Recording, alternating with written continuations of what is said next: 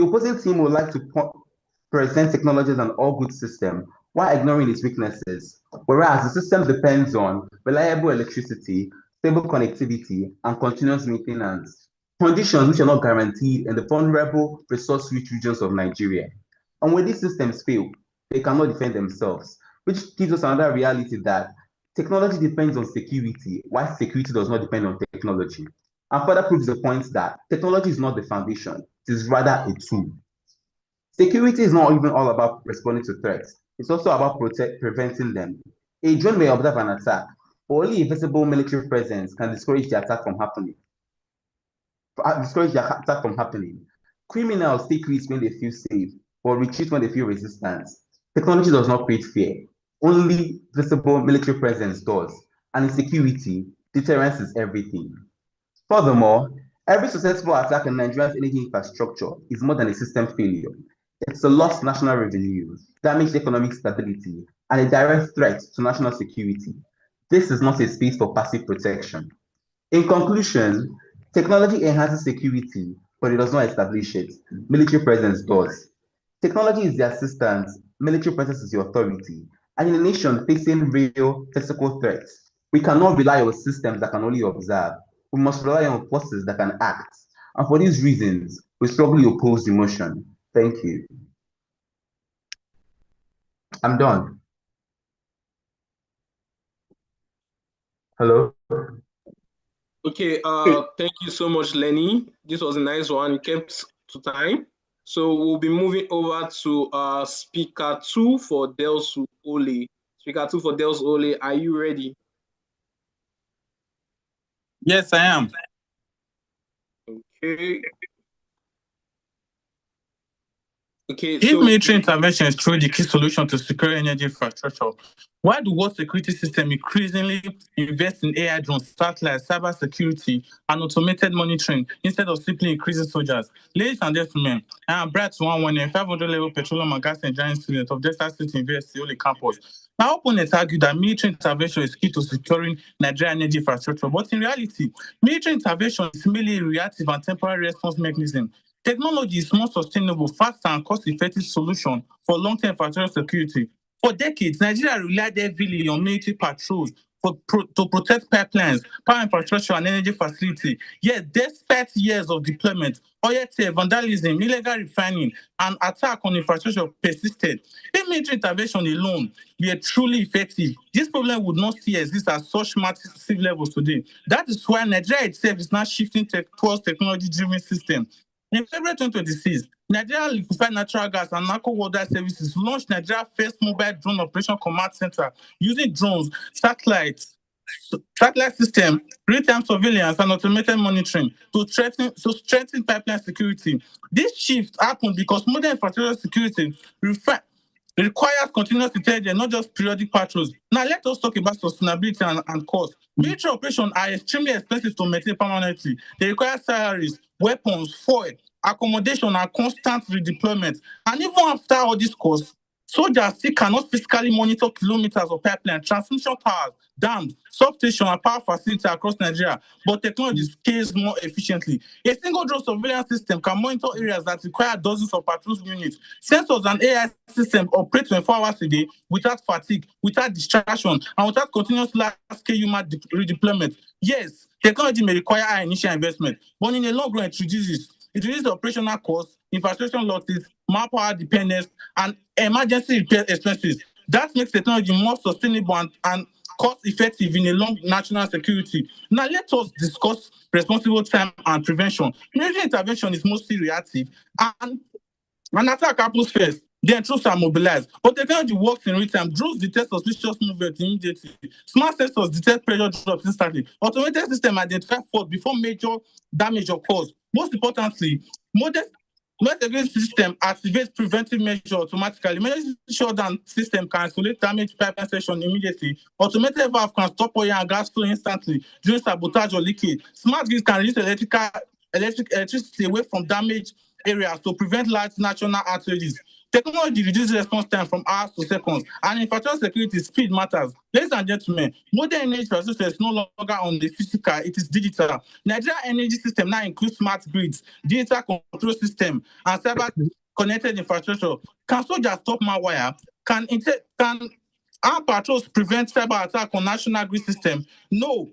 Only technological system can defend technological infrastructure. And this is why countries around the world are increasingly investing in AI surveillance, autonomous drones, and cyber security satellites and satellite monitoring and automated infrastructure protection system. Ladies and gentlemen, we are not arguing that military has no role. The military remains important for enforcing a physical response, but response is not a foundation of security. Prevention is, and that is why technology remains the key to securing Nigeria's energy infrastructure. Thank you. I'm done. Okay, thank you so much, Bright. Thank you for keeping to time. So we'll be moving over to speaker 2 for AE49 now. Speaker 2 AE49, are you ready? Yes, I'm ready, sir. Okay, you can start now. Good day, my judges. The first speaker has clearly established while technology alone cannot secure Nigeria's energy infrastructure, I rise to further reinforce our position by exposing the practical failures of relying on technology without military enforcement. Let us be clear from the outset. Technology can detect problems, but only force can stop them. In a nation like Nigeria, where oil remains the backbone of the economy, accounting for over 70% of government revenue and about 90% of export earnings, energy infrastructure is not just important, it is critical. Yet this infrastructure is under constant attack. Firstly, detection is not protection. Our opponents place their face in surveillance systems, sensors, and drones, but the reality tells a different story. According to industry reports, Nigeria has lost hundreds of thousands of barrels of oil per day due to pipeline vandalism and theft. Take this real case. In 2025, multiple pipelines owned by Owando in Bayelsa were sabotaged 3 times within 1 week, disrupting operations and requiring emergency repairs. Now ask yourself, where was the technology before, during, and after these attacks? It likely detected the problem, but it did not prevent it. In 2022 alone, losses were estimated at over 400,000 barrels per day. Now ask yourself, if technology is already in use, why are these losses still happening at such massive scale? Secondly, Nigeria faces organized violent threats. This is not a case of minor technical faults. Nigeria's energy sector faces oil bunkering networks for billions of dollars, armed militant groups in the Niger Delta, highly coordinated sabotage operations. The Nigerian government has repeatedly deployed military task force like the JTF to secure oil facilities because the threat is not theoretical, it is armed and organized. You do not confront billion-dollar criminal networks with software, you confront them with force. Furthermore, technology depends on security. Even the modern systems my opponents praise require protection. Reports have shown that oil infrastructure, including pipelines and monitoring systems, is frequently vandalized. Sometimes hundreds of incidents are recorded annually. Ask yourself, what happens when technology systems are destroyed? What happens when communication systems are sabotaged? Without military enforcement, technology becomes exploitative. According to the Whistler newspaper, criminals now operate with sophisticated illegal connections and methods, often automating monitoring systems. Even more importantly, technology systems themselves fail or ineffective. Studies show that surveillance and monitoring systems have limited impact on reducing vandalism. One study found surveillance operations had only about 28.84% effectiveness, with no significant reduction in pipeline vandalism. This means the problem is not lack of detection, it is lack of enforcement. My opponents said militaries have been deployed for years, yet oil theft continues. The military may not have eliminated every threat, but without military presence, the situation would be significantly worse. Dear honorable judges, this debate is not about whether communication systems are useful. It is not about whether technology is useful, but whether it is sufficient. Because in a nation like Nigeria, where oil remains the backbone of the economy, what it needs is not just awareness, it needs action. At the end, security is not about who sees the force. Security is not about who sees the problem, it is about who stops it. Thank you. I'm done, sir. Okay, thank you so much, Ibubechi. So we'll be going over to the final speaker now for Delsu Ole. Speaker 3, Delsu Ole, kindly confirm you are ready. Yeah, I'm ready. Okay, you can start now. Honorable judges, distinguished opponents, ladies and gentlemen, as my first speaker clearly established, technology offers proactive and sustainable solutions over the limitations of pure military intervention, while my second speaker effectively dismantled the opponent's argument that military force is indispensable. Building on this foundation, I, Freedom Jeremiah, 300-level petroleum engineering student of Delta State University, reinforce why technology is indeed the superior key to securing Nigeria's energy infrastructure and deliver our final conclusion. It's obvious my opponents have no point. Today, technology stands as the intelligence preventive security that surpasses outdated reactive military intervention. While soldiers provide armed response after incidents occur, technology through sensors, satellites, and predictive systems serves as the essential smart tools that empowers everyone, including the military, which depends heavily on it for surveillance, data analytics, and optimal performance. This approach effectively safeguards Nigeria's broad energy infrastructure, from the national grid to offshore platforms, with AI predictive maintenance, detecting faults months ahead, reducing downtime by 30 to 70%, and cutting costs by up to 40%. Nigeria grid has suffered several collapses in the past decade, highlighting threats like cyber attacks and equipment failures that rifles cannot resolve. According to the Nigeria NEITI report, the nation has lost roughly 619 million barrels of crude oil to theft between 2009 and 2020. Despite a heavy military presence during this decade, the losses mounted. Why? Because a soldier can only guard what is within his line of sight. If a military personnel cannot be at every coordinate at once, how then can he claim to be the key to security? If military intervention were the key to security, why is it that after decades of increasing military spending and deployment into our energy corridors, vandalism and oil theft have only reached record highs? If the key hasn't opened the door in more than 30 years, isn't it time we realize that we are holding the wrong key? Crucially, we must recognize that technology is the true force multiplier that gives the military decisive edge. Our opponents mistake the hand for the key, as the military consists of personnel who are only as effective as their equipment. A soldier without drones is blind. A commander without real-time data is just guessing. Technology is the primary key because it dictates where, when, and how forces act through GPS, night vision, and intelligence systems, while soldiers serve mainly as just the delivery mechanism. In summation, while military intervention is not entirely useless and plays a supportive role, technological advancement stands as the true key, more relevant, sustainable, timely, cost-effective, and also very safe because it prevents crisis proactively and equips even the military to function at its peak. To conclude, our position is not that the military is obsolete, but that it is currently being asked to fight the 21st century goals with 20th century tools. Military intervention without technology is like a blind giant, powerful yet easily evaded. It's like a car without headlights, plenty of power, but it's headed for a crash. We choose the light, we choose the future, we choose technology. Our energy infrastructure is the jugular vein of the Nigerian economy. We cannot protect it with the mere presence. We must protect it with intelligence. By integrating AI, IoT, and advanced robotics, we don't just guard the infrastructure, we make it self-aware. We move from a state of constant battle to a state of constant vigilance. Technology is the brain that tells the military arm where to strike. And more importantly, it is the shield that ensures the strike is never needed. Honorable judges, the future of Nigeria's light and power does not lie in the barrels of 1,000 rifles, but in the precision of 1,000,000 sensors. I leave it with this final thought. My opponents are choosing a system where pipes are physically destroyed, the environment is poisoned, and billions are lost forever. We are choosing a system where the worst case scenario is just a digital glitch that can be fixed with just one reset button within the shortest possible time. I ask you, judges, which one is the real threat? Thank you. I'm done. Okay, nice one, Jeremiah. Once again, you kept time. So we'll be moving over to the last speaker for AE49. Speaker 3 AE49, kindly confirm you are ready. Okay. Speaker 3 AE49.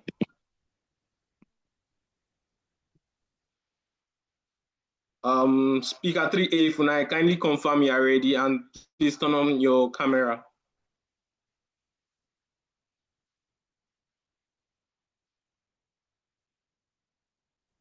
Speaker 3 AE49, kindly confirm you are ready. I'm ready. Okay, yeah. So you can start. Okay, standing on already established protocol, my name is Ugota Chibike Ephraim from the Department of Geology, Geophysics, AE49. I stand to oppose the motion that technology, not military intervention, is the key to securing Nigeria energy infrastructures. Technology is important, no one disputes that. Surveillance drones, satellite monitoring, automated sensors can improve monitoring but cannot secure energy infrastructures because the threats facing Nigeria are not merely technical problems. My points are obvious. A technology can identify vandals but cannot arrest criminals. Technology can detect pipeline leakages but cannot stop militants from bombing facilities or defend national assets. Nevertheless, military intervention ensures immediate protection of critical energy assets. This is because technology can only detect or report the dangers, but military forces can immediately respond to secure the facilities, neutralize attackers, and prevent further destruction.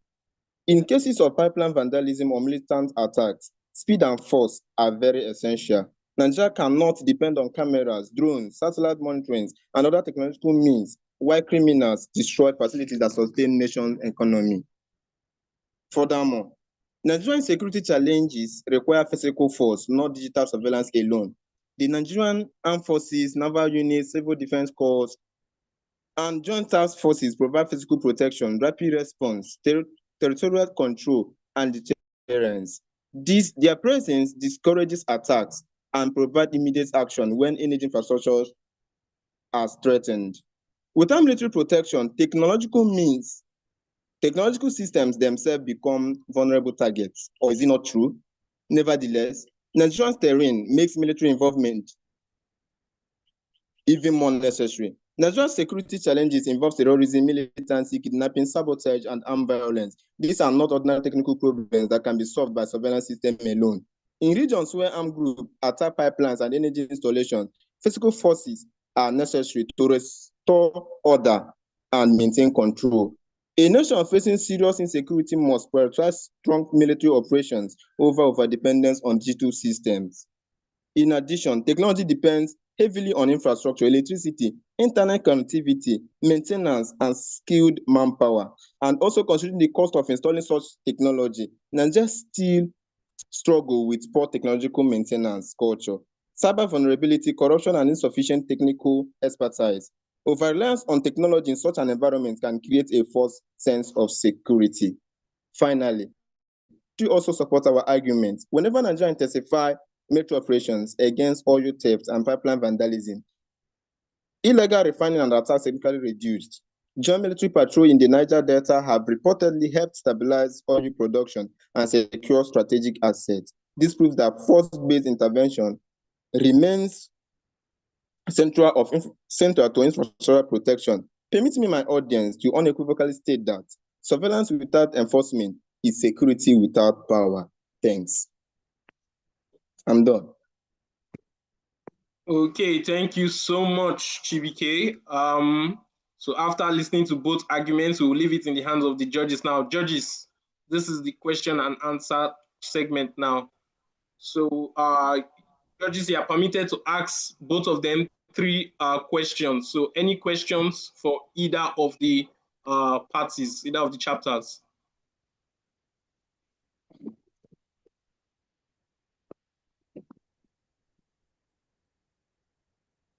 Any question from any of the judges?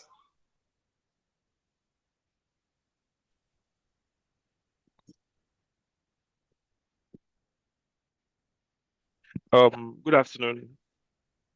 Well done, guys. So I have one question for Delso and one question for A. Funai. So for Delso,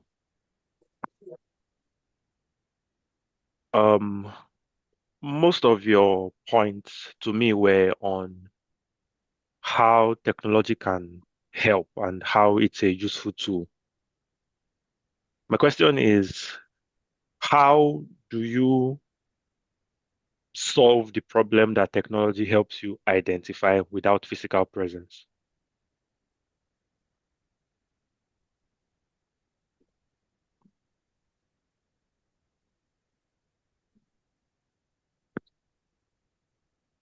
Okay, so please do note that you have just 45 seconds to answer your question. Delso Ole. I'm on the call. There was a network glitch.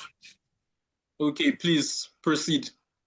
So it seems as if our judges as well are still not getting idea of the concept. We made reference to key as our points. We did not eliminate totally the military aspect of energy security, but we are considering both factors. But technology on the larger side has more impact because even during hours of the night, deep hours of the night, when others are sleeping, when there is an emergency towards the transmission grid, there is nothing like military, but this technological system in place are able and capable to detect these failures even before it arises. So in a nutshell, technology outweighs military in that aspect because they are just men and they are humans who sleep and rest as well. So they cannot detect problem in real time. Thank you.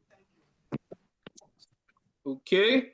Funai, I believe you were asked a question also. So no, they've not been asked yet. I just want to. Okay. Yeah, so the question for them is, how do they intend to manage corruption and the complicity of our security personnel in our security issues? Sir, please come again with the question. I didn't get that clearly. Okay, so you are saying military intervention is the key to securing our energy infrastructure, but Yes, sir. there are some reports that our security personnel are complicit in the insecurity. How do you intend to manage that interface? We are not arguing against technology. We are arguing that technology alone is insufficient without military enforcement. Technology may assist security operations, but only military intervention provides physical deterrence, rapid response, and enforcement against armed threats.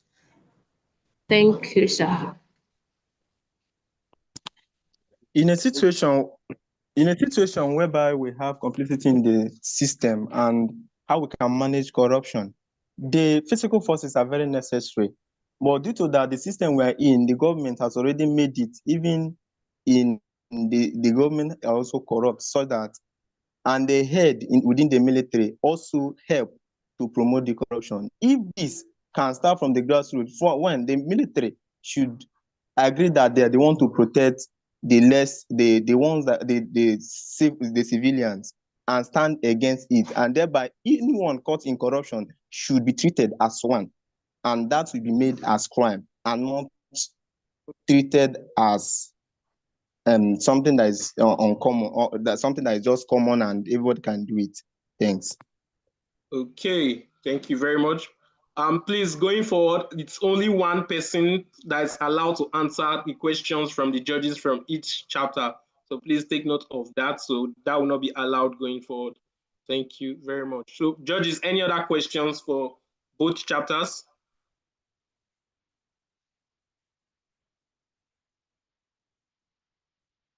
Mr. Bowo, was your questions answered properly? I think that will be for me to decide and judge on. Okay, Thank sir. you. Okay, sir. So since no further questions from the judges, we'll be going forward to the next competition. The results will be announced after both rounds are finished. So Fupri, please, your speakers, are they ready? Delsa Abraka, are your speakers ready? Yes, sir, our speaker. Okay, so we'll just test run again. Yes, okay, Fupri, speaker 1, kindly indicate your presence. I am here, sir. Okay, Delsa Abraka, speaker 1, are you here? I am here, sir. Okay, Fupri, speaker 2, are you present? Fupri, speaker 2. Fupri, speaker 2, are you present? I'm here, sir. Okay, Delsa Abraka, speaker 2, are you present? I'm here, sir. Okay, Fupri, speaker 3, are you present? Yes, I'm present. Okay, Delsa Abraka, speaker 3, are you present? I'm present. Okay, so Fupri will be for the motion and Delso Abraka will be opposing the motion. So we'll be starting with speaker one for Fupri. Speaker one for Fupri, confirm you are ready so I can start the timer. Speaker one, Fupri, are you ready? Yes, I'm ready. Okay, so you can start. Good day, distinguished panel of judges, respected opposition, fellow speakers, ladies and gentlemen. My name is Chukwendo Shidera Divine Favor, proudly representing Federal University of Petroleum Resources, an institution rooted at the heart of Nigeria's energy future. In Niger Delta today, communities continue to witness polluted rivers, destroyed farmlands, damaged livelihood caused by pipeline vandalism and illegal crude oil theft.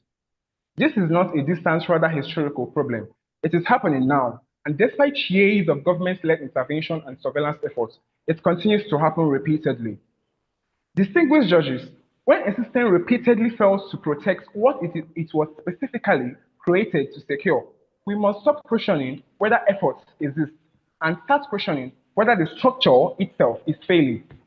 And that is why we strongly and confidently support the motion that pipeline surveillance should be fully privatized to improve security in Nigeria's oil and gas sector.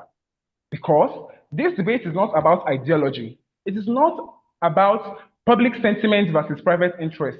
It is about one fundamental question, which is, what system is truly capable of securing Nigeria's critical oil infrastructure effectively, efficiently, and sustainably? For clarity, let's define some subject terms. Pipeline surveillance.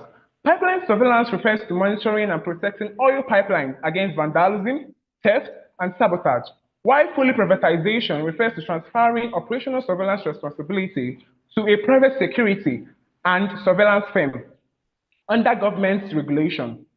Therefore, this debate is not about whether government should fully disappear from the sector entirely, but about whether private operational management can deliver better security outcomes than the current system. Distinguished judges, when a system repeatedly fails to protect what it was specifically created to secure, the question there is, what statement is made? Distinguished judges, our position is clear.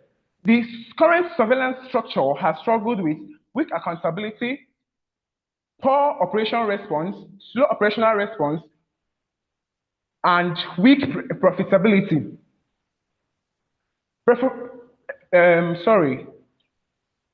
Privatization introduces a different operational module, such as rapid response mechanism, advanced surveillance structures, and measurable accountability. In such a system, security is no longer maintained by routine. It is maintained by results. Because when private firms are contracted to secure oil pipelines, their credibility, renewal, and operational survival method depends entirely on effectiveness and not explanation for failure or profit accumulated. And in a nation where every stolen barrel weakens national revenue, damages investors' confidence, and deepens environmental harm, Nigeria is not a system that can afford a system that operates without consequences. Distinguished judges, this debate goes far beyond than pipeline alone. It is about protecting the economic lifeline of one of Africa's largest economies. It is about replacing recurring inefficiencies with measurable performances. And most importantly, it is about embracing practical solutions to a problem that has persisted for far too long. Distinguished judges, therefore, my team will demonstrate that privatizing pipeline surveillance is not a radical proposal. It is a necessary correction to a problem that has consistently, or to a structure that has consistently underperformed. Because when failure becomes repeated, reform is no longer enough. Replacement becomes necessary. Thank you.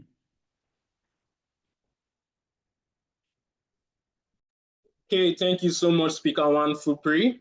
So we'll be moving over to Speaker One for Delso Abraka. Speaker One Delso Abraka, confirm that you are ready. I am ready, sir. Okay.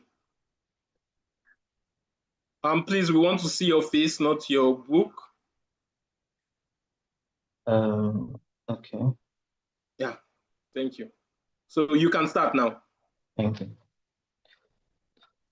Good evening, my judges and my honorable competitors. My name is Dafiago Ogenetega Lighthouse. I'm a founder level geology student of the Delta State University, Abaka. And here today, I am here to go against the motion of privatizing our pipeline security. Today, we are debating whether the government should hand over the task of securing our oil pipelines entirely to private companies, and while the partial privatization of pipeline security has dominated recent discourse in Nigeria. I am here to give a strong argument as to why the security of our pipelines should be returned to a fully state-led security framework. Three reasons I have to support my arguments are the erosion of national sovereignty, which also includes accepting the incompetence of our own government, and also the waste and misuse of money alongside community fragmentation. Now, on the first reason, the erosion of our national sovereignty, which also includes accepting the incompetence of our own country. The state alone, through the military and the Navy and the NSDC and the NSCDC, that is the Nigeria Security and Civil Defense Corps, should be responsible for protecting critical national infrastructure. When you fully privatize pipeline security, you are essentially creating mini armies across the Niger Delta. We are not just hiring security guards, we are empowering non-state actors with the kind of funding and intelligence that can and often does rival our statutory forces. By doing this, we aren't improving security, we are fragmenting it. We are telling the world that Nigeria is incapable of securing its own borders and assets, which sets a catastrophic precedent over our country. Imagine leaving the natural resources of Nigeria in the hands of private people instead of the country and its own security itself. They are therefore telling other people and other countries that Nigeria is not capable or Nigeria is not competent enough to secure its own resources, which is terrible for our country. And our second reason, which includes the waste and misuse of money. Right now, the government is paying twice for the same thing.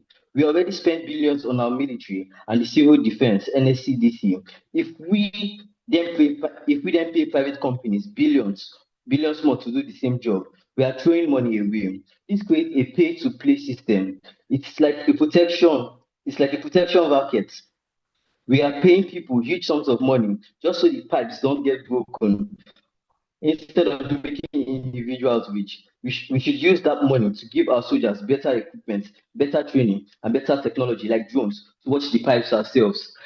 Money that can be used to strengthen the military, strengthen and bolster the military of our company is instead being used to bolster private facilities, which in a sense it's not wrong, but then again, it is going to reduce our national budget and other expenses if we foster the money instead of giving it to private companies. We foster it and give it to our own public defenses. Our third reason now is on the issue of community fragmentation. Now, when you are indulging different private companies now, giving contracts to different private companies, you are going to have an issue of fragmentation, whereas you have two or more companies that will be at war with each other because you did not give the contract to one person or you did not give the contract to another person, which is then causing internal strife, which therefore causing a breach in security, because the time at which these companies are meant to use to bolster themselves, they'll be using it to quarrel with each other and fight against ourselves. In this case, our pipeline security has now become an issue of national security. And my opponent, you cannot privatize your way out of the national security crisis. The security comes from institutional strength, not contractual convenience. If we are to secure our oil and gas sector, we must reform our military and empower the Nigeria security and civil defense corps and others, and address the grievances of the Niger Delta people directly. Thank you. Okay, thank you so much, Speaker One, Del Sabraka. You kept to time. Okay, we'll be moving on to Speaker 2 for Fupri. Speaker 2, Fupri, please confirm you are ready before I start the timer. I'm ready, sir. Okay, you can start now.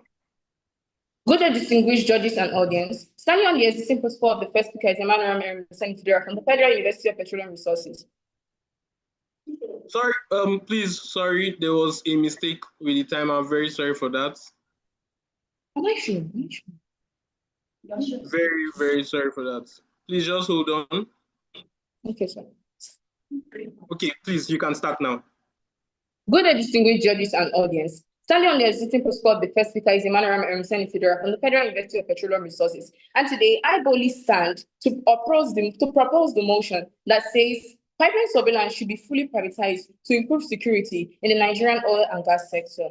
Distinguished judges, the opposition may argue that the cost of privatized surveillance contracts are expensive, but then the big question is, do we rather give room to massive crude oil theft, or do we embrace private surveillance companies?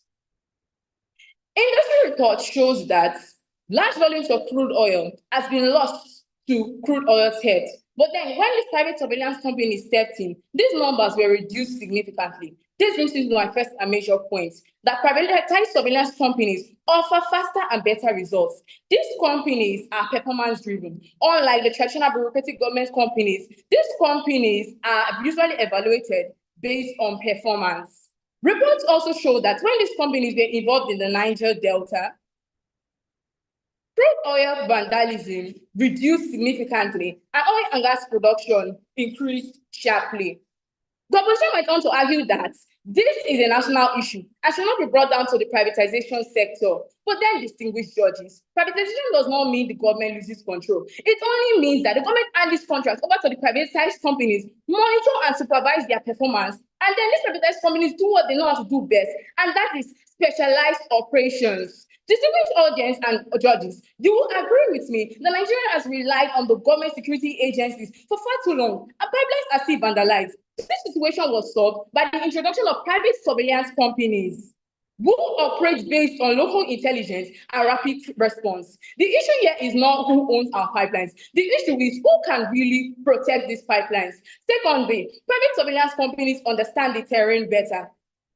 Most crude oil pipelines are located in deep creeks and riverine area, and that is why privatized surveillance companies go through these areas, because these are the major areas where this crude oil tests take place. Privatized companies go ahead to employ stakeholders and community members who understand this terrain. Local intelligence makes it easy to detect illegal connections and movement, which cause pipeline vandalism. You will agree with me that the government will not possess this level of community integration and intelligence. This leads to the fact that privatization provides employment and reduces militancy. Local youths who were once oil bunkers are now present with good jobs and involved in the local surveillance processes. Opposition might like to argue that privatization employs ex-militants. We do not employ ex-militants. We only include the community members into the pipeline surveillance policy, because these people understand the terrain, and in security, local intelligence is more important. Private surveillance companies are accountable and efficient, while the government may be troubled by bureaucracy, bottleneck, and late information. These private companies are straightforward because these contracts are under review. Now, opposition might likely want to say that privatized companies might get corrupt, but how can you get corrupt and fight against the very contract you work so hard to earn? The opposition supports a motion that has cost Nigeria billions of dollars over the years, But we support a motion that has provided memorable changes in crude oil production, oil recovery and pipeline production. Surveillance is not about theory. It is about what works, and this works. I still propose this motion. Thank you. Okay, thank you so much, Speaker 2 Fupri. You almost exceeded the time, but it was still within the time range. So moving over to Speaker 2 Delso Abraka. Speaker 2 Delso Abraka, confirm you are ready so I can start the timer. I'm here. Okay, please on your camera. Okay, yeah. So you can start now. Good evening, distinguished judges and my co-debaters and my fellow students. My name is Okore Fiona Ifemena from the Department of Zoology, and a student of Delta State University. In terms of, I'm speaking against the terms of pipeline surveillance should be privatized instead of publicized. That's what I would say it as. In terms of national security, we can leave the role of private. Sorry, we can leave the role to private. I'm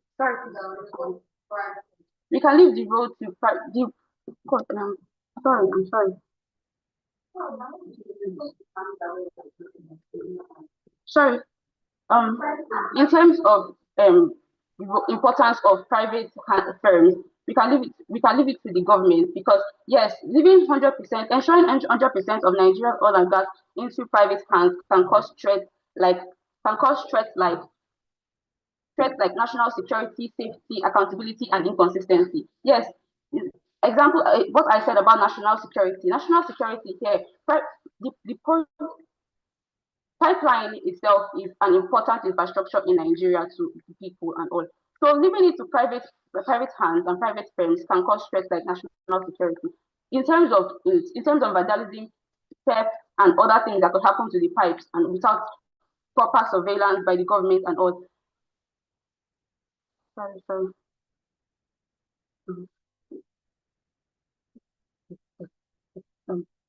So in here I have it. Sorry.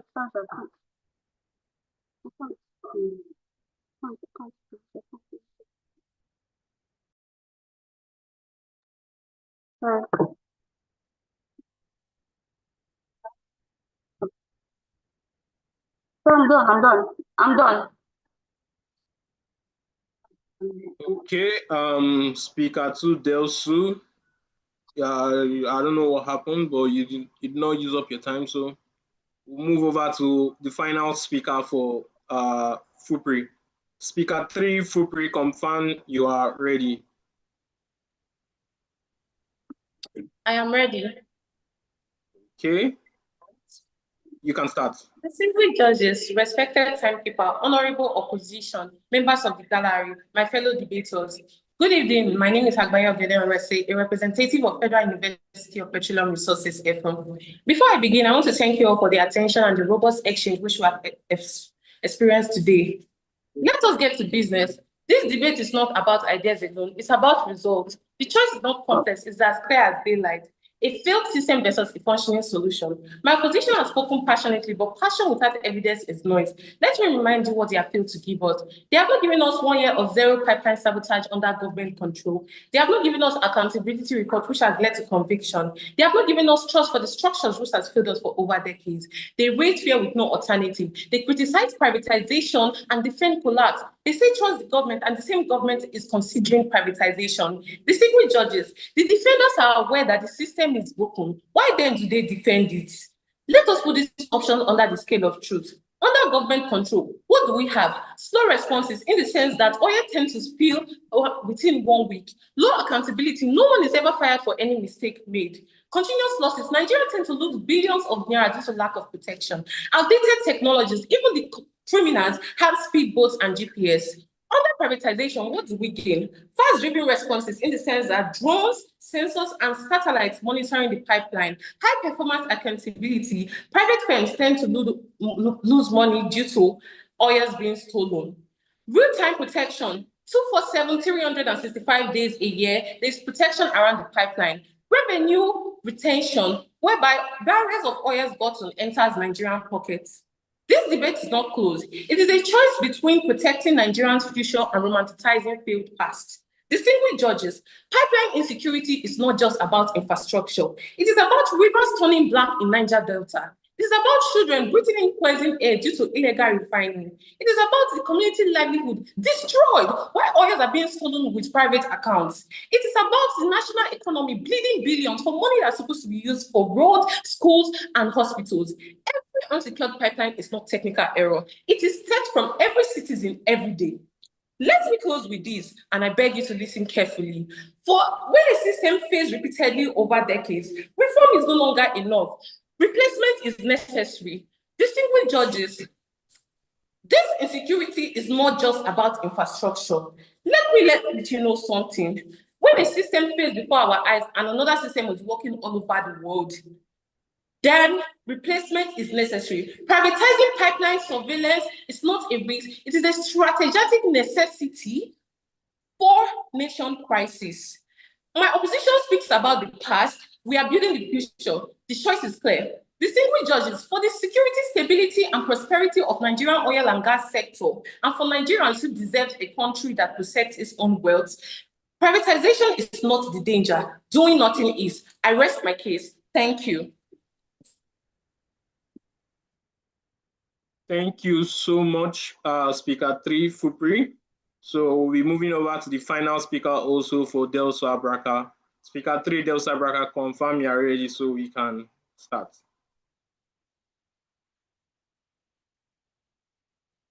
Speaker 3, Delso Abraka, confirm you are ready. I'm ready. Okay. You can start. Standing on the already established protocol to oppose the motion further, which is pipeline surveillance should be fully prioritized to improve security in Nigeria oil and gas sections. Now, I have some few reasons to continue. First of all, privatization can increase corruption and abuse. Now, imagine giving the whole protection and security of the entire country, you are giving it entirely to a private entity. Now, that can pose a significant risk to the state sovereignty. Now, moving forward, we all know that when these people are extracting oils or petroleum or resources from private local communities, they tend to leave those places devastated. For example, I will go back to the ones that happened with Shell Petroleum Development Company and the Bodo Community Oil Spillage in 2022. Now, the Shell went to extract oils from there and left the communities, the Bodo communities, devastated without compensating them for at least years. They had to go years. But if we want to take an example from NNPCL, that's the government agency that went to extract oil, they later compensate the communities. So if we are going to be privatizing this pipeline surveillance, then it's going to exclude local communities. Moving forward, privatization of this pipeline surveillance can also increase pipeline vandalism, because by the time you hand over all these things to a private company or a private entity, the communities will not be pleased with it. Moving forward, please, I want to ask a question.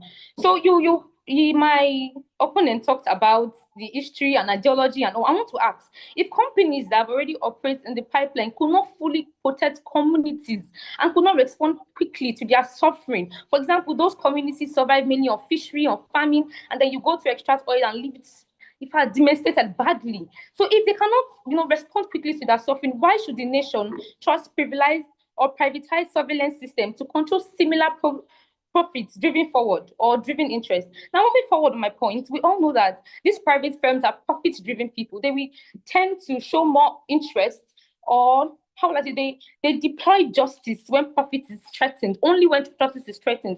For example, the Shell, if I'm going to go back to the Shell Petroleum development that happened in the Bodo community, now they only responded when they realized that the community will not allow them to extract oil. That means their profit was threatened. But as the government, as Nigeria as a whole, we are one.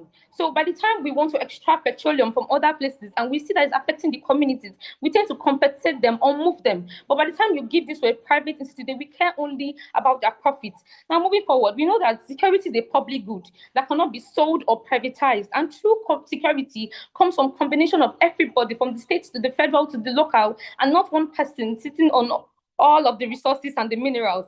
Now, we like I said, that security is good and cannot be sold or privatized. And true security comes from a combination of state enforcement and community engagement, which are not private. This is the community, it's the country, and it's the nation. Moving forward now, economic inefficiency and resource dependency. Imagine the whole nation depending on the private entity for our resources and, you know, for our petroleum and all of that. So instead of giving it to the private entities or private organizations, this money should be taken and should be invested in the Nigeria armed agency, like Nigerian Army, you know, the ones defending the petroleum and the pipeline surveillance. So in all that was said, in conclusion, we hope that we are able to convince you on why pipeline surveillance should not be privatized, but instead should belong to us as the country. And thank you very much. That's what I have to say. Thank you. I'm done. Okay, thank you so much, Akayagone. So we have come to the end of this session. So back to you, judges. Do you have any question for both chapters? And please, to the representatives, to just reiterate again, once a question is asked, only one person is allowed to answer the question from the various chapters, and you have only 45 seconds. So judges can go ahead. You are permitted to ask them 3 questions to each of the chapters.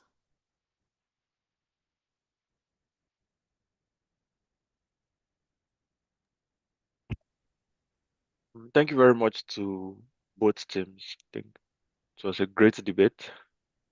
I have 2 questions for Bupri. So the first question is, what happens if the private firms that you are proposing get involved in the oil thefts?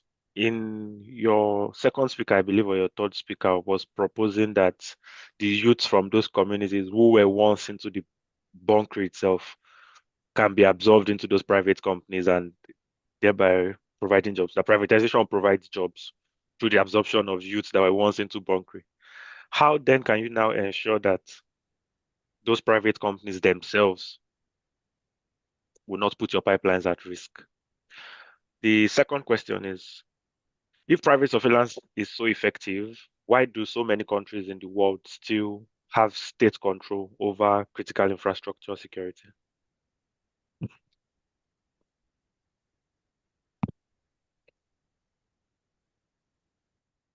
Okay, please, someone from Fubri should please answer that. You have just 45 seconds.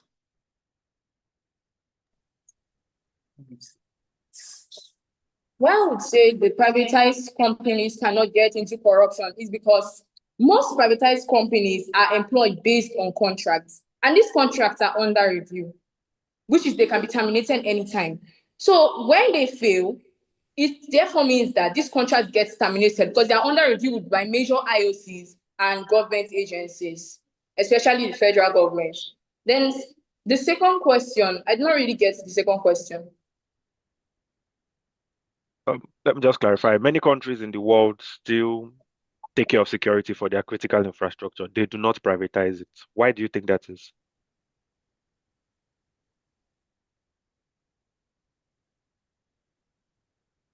Sir, please come again for the second question.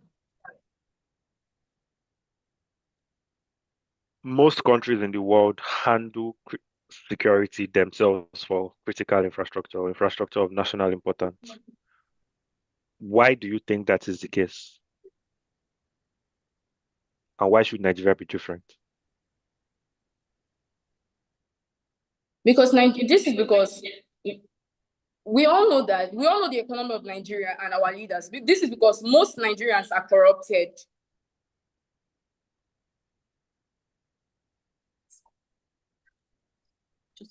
That's fine. Thank you. Okay.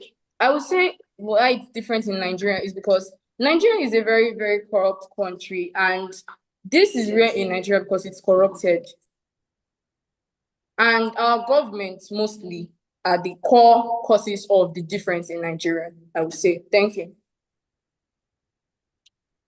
Okay, thank you so much for that answer. Any other question from any other of the judges? Yeah, please, I have one question for Delso as well. Okay, sir. Yeah, so in light of all of our security challenges like terrorism and everything else in Nigeria, do we think the armed forces are capable to handle pipeline surveillance? Or even if they are capable, are they available in light of more serious issues? Thank you. Okay, please, a representative from Delta Abraka should please answer that right away. You have just 45 seconds. To be clear, the question stated if our current armed forces are capable of dealing with the security. Am I right? Capable and available, considering they are handling Capable and terrorism and not quite well. okay, and this question is a case of the government's competency on its own, and I understand how it affects our debate in this section, but we should also consider the fact that the government state now, the state of our government now, is not just it's not just something that can be sorted out overnight or something that is caused by whether they are providing security for. Time up. You are given 45 seconds just to answer the question from the judges. Thank you so much. Okay. So any other question from any other of the judges? Any of the judges again? Yeah. I have a question for both team. Okay, sir. Okay, yeah, let me start from the FUPRI team. Right, so you are for privatization, right? And I would want to come from a solution-based aspect. So I want you to give me a solution because clearly we can identify some caveats in both ways of trying to secure our pipeline. But clearly, you've given some clear facts why you think privatization is a solution. So, how would you ensure that there's transparency, right? Because one of the things that we would really want to see, be it government-led or be it private companies, is to ensure that there's transparency, right? And also to prevent this clash for let's say there's a negligence that is there because the private company is all in to make profits. So how do you ensure this transparency to ensure that private companies they are fully transparent and very submissive to the government in terms of ensuring that the pipeline has secured and these thefts and vandalism is reduced ultimately. Okay, a speaker from FUPRI should please answer that, and you have just 45 seconds.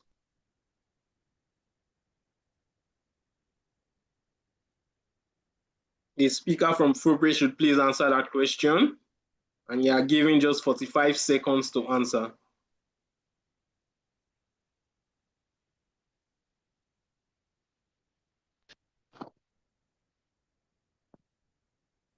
If no one from FUPRI is answering the question. Sorry, we're having technical issues. Please, can you repeat the question? Hello? Can anyone hear me? Can you hear me now? Can you hear me? Can you hear me now? Please, can someone repeat the question? Can you hear me? Yes, I can hear you now. Okay. So let me just repeat what I said in one line.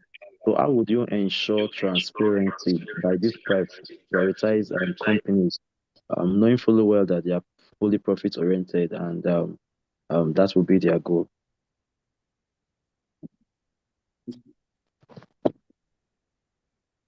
Good evening, everybody. Sorry for the break in transmission.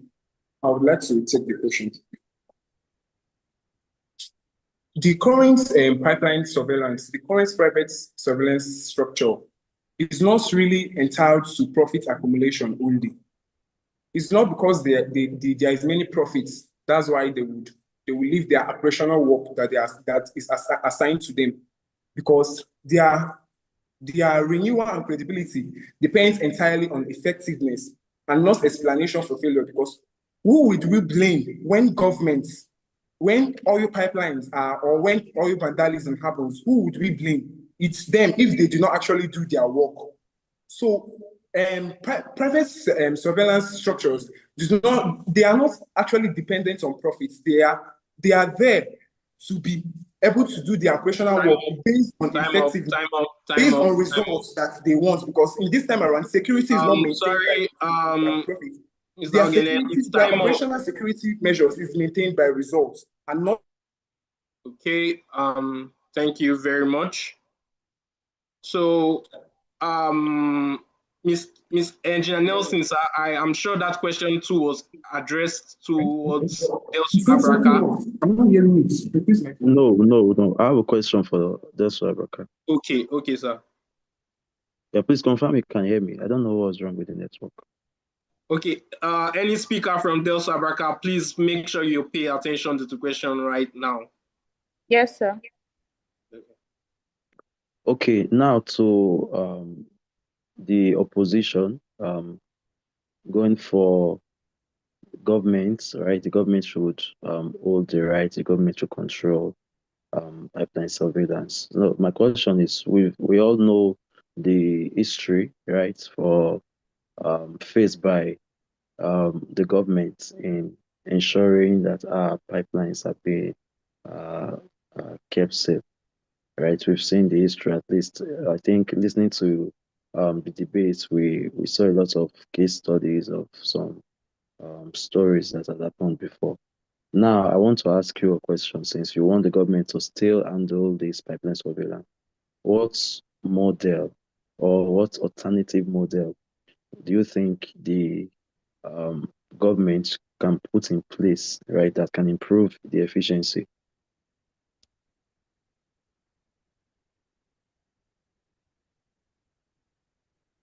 Okay, please, the speaker from Delsu Abraka should answer that, and you have just 45 seconds again, please. Sorry, please, could you help us repeat the question?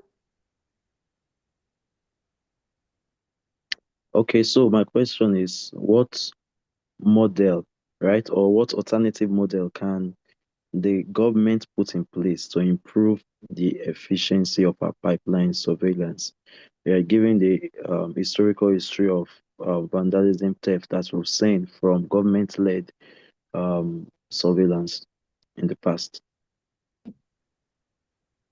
So to answer your question, the other model that the government can use is to invest more in the Nigeria Armed Agency that are, protecting the pipeline surveillance, and moving further to also create awareness to the, local communities on how to, allow these agencies to take resources, petroleum from their own communities, and how to avoid these toxic gases leaking into the environment.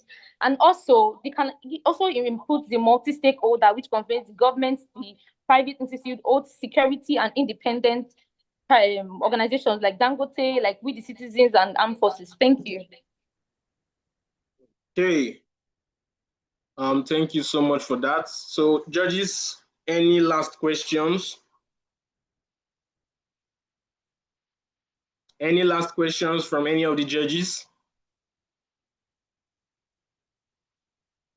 Okay. No question. Yeah. Okay. Yeah. Do we get to give reviews to this, or that will come later? Yeah, you can give reviews a 4-minute review, sir. Hello, sir. Can you hear me, sir?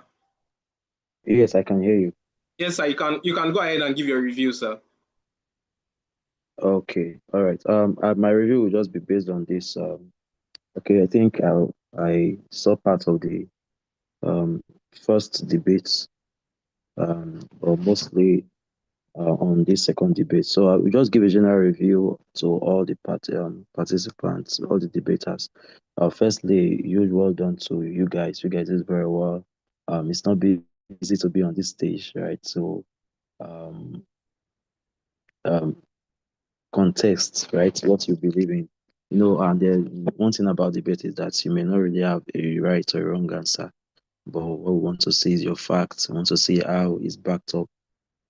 Your claims is backed up by facts and how articulated you are in ensuring that what you are saying is correct, right? So, first of all, I would just want to point a few things to you guys to take note of going forward. I think when in a debate session, you need to be calm. There's no need to try to rush all your points, right? And I realize that most of us we are trying to read from our notes, so um, we are not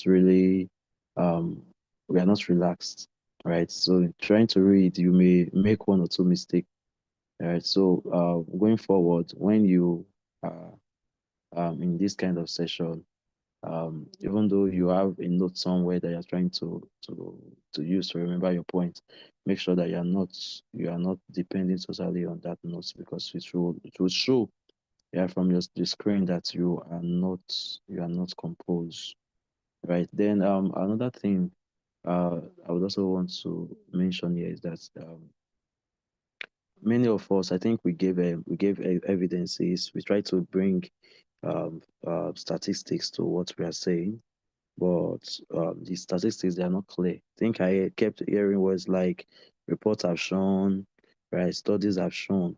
What reports?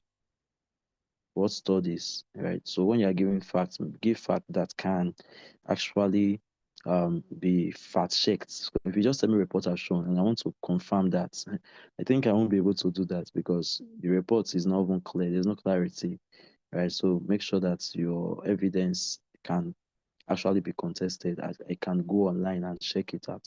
I can check any journal, anything, get proof. Then also one thing you guys also need to know is that you're working together as a team, right? The teamwork. So in case of next time, you can try to harmonize all your points as one, right? Try to divide it among yourself. If you have, for example, you have 6 points to deliver, you can say maybe the first speaker is delivering 3 points, the second speaker is delivering 2 points, the last speaker is delivering the last point. I noticed that you all were saying the same thing, right? So it's as well as just saying only the first speaker is giving the point. You guys are saying the same thing. So try to work as a team. Let there be like an harmony between all the speakers. And when you are delivering, right? For I think one of the things you tried in that you were engaging us, right? Your gestures and all of that is good. But when you are just passive, you see that you are not really carrying us along. So I think let me stop there. I believe we have a lot to say to you guys. Right. Okay, thank you so much, sir, for that wonderful review. Any other review from any other of the judges? Yes, please. Okay, sir. Thank you very much. John, Jonah, it's like you stole my notes and then just presented it. I'll still run through a few of the points I have here. Time management. I noticed that like 70% of you still had like 20 seconds, 30 seconds, 1 minute left on your clocks when you were finishing. It's evidence of rushing. You had enough points to spread throughout the 5 minutes or 4 minutes you have. There's no need to rush. Just calm down. Use your time. It's for you. On the delivery, I think Jonah already spoke about this too. You can read, but don't make it seem like you are reading. I'm not a fan of reading, but you can, but don't make it seem like you are reading. Present it in a way that is engaging. Don't look down, look at us, gestures. Just make it engaging. I think this one Jonah did not touch on. You people should fully explore your topics.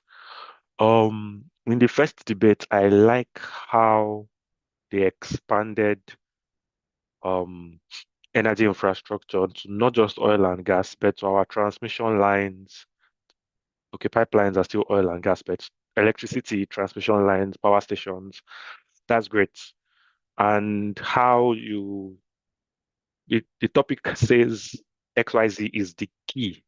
So it's not A versus B. You just need to prove that A is probably slightly more important than B. Both of them are still important. So you guys should try to fully explore your topics. The same for the second topic. So it says XYZ should be fully. So when you see statements like key, fully, most, primary, you know where you're coming from. I expected what's the name? I expected Delsu Abraka to be saying, oh, we can have a private-public partnership. There's no justification for full privatization. I don't expect you to be arguing against privatization. So just fully explore your topics. I think Jenna already spoke about data and reports. Like exactly what he said was what I wrote down. Report shows, data shows, what report, what data. Please reference it so we can cross-check. Yeah, this one I wrote down that you should not be afraid to admit that your opponent has a point. It's a debate for a reason. Both sides have points. I asked a question to, I can't remember what team. I was asking that if private surveillance is so effective, why do many countries still rely heavily on it, and why should Nigeria like if private surveillance is so effective, why do many countries still handle their own surveillance at a national level?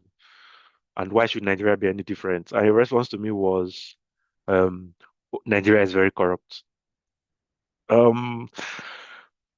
The private companies, are they not Nigerians? Wouldn't they be corrupt too? Are they not incentivized to steal? Like, you should be open to admit that, oh yeah, something is of national strategic importance.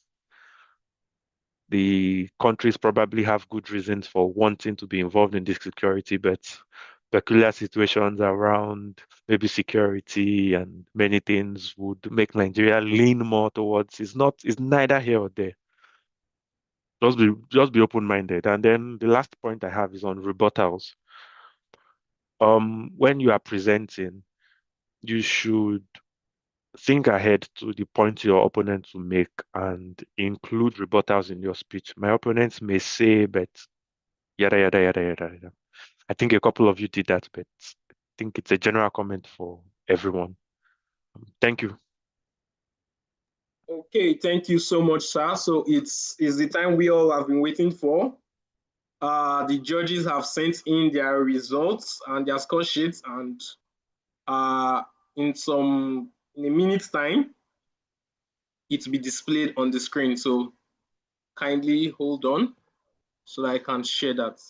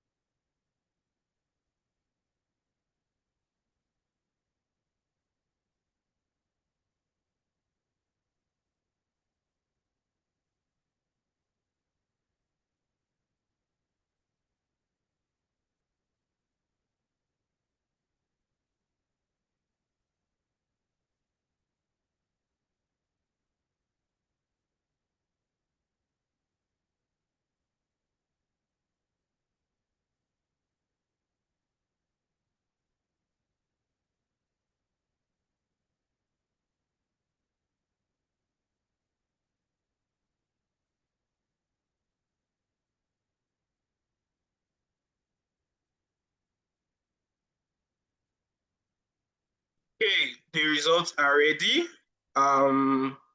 This was a very nice debate from all 4 chapters.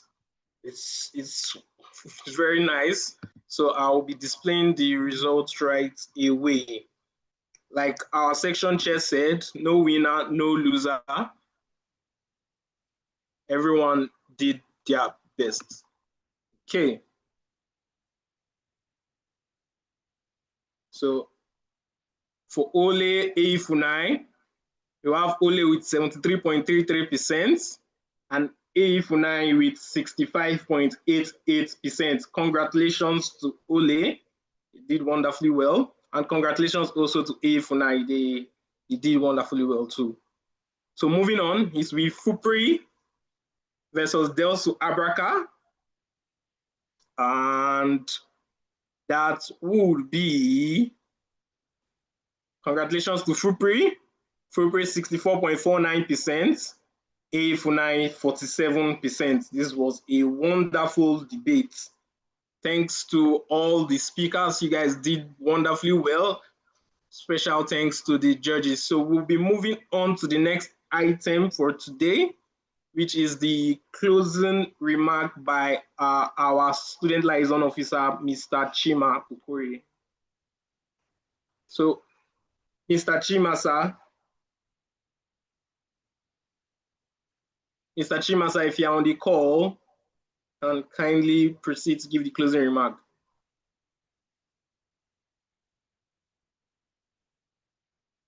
Let me confirm if he's still on the call.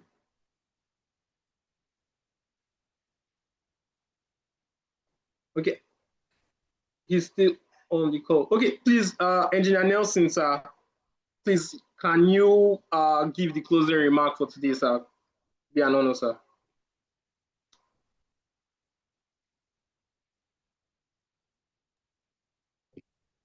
Yeah, good evening. Confirm you can hear me. Yes, sir, I can hear you, sir. You can proceed, sir. Okay. Right. So it's been a wonderful one. Congratulations to all the teams that have participated. Right, like we rightly said, there's no winner, there's no loser. Just that we need, for the sake of the competition, right, we need some persons to progress to the next round. Right. I believe that all that has been said by the judges, we've taken notes of them. One key takeaway for you guys is that, right, this is just an experience, right? There will be further opportunities for you to also see how much you've improved on all of this. So just take the feedback, go back to your various chapters, try to see how you can do better, right? If I'm you, I will organize some mini debates amongst yourselves and try to improve yourself, because the truth is that there will be further opportunities. And the goal is to see that you are improving and you are not where you used to be. So once again, I want to appreciate all the chapters that were present. Thank you for joining in, though even the spectators, those that were rooting for you guys, all of you were part of the whole experience. It's a wonderful one. Also, I want to appreciate all the judges for their time. Right, despite their busy schedule, they made time to be here. Right, it's not an easy fix. We truly appreciate you all. Thank you so much to our moderator. A wonderful job you've done. Yeah, well done. And to every student, right, every professional that took their time to be part of this evening session. Thank you so much. So see you all in the next round, which I think is tomorrow. Yeah, thank you. Thank you so much, sir. Thank you so much, sir. Really appreciate. Thank you once again to all the judges. We deeply, deeply appreciate. And to all the student chapters, thank you. Same time tomorrow, 5 p.m. Tomorrow is going to be SDU against PTI and Novena against NMU. Please be on time. Thank you all so much. See you all tomorrow.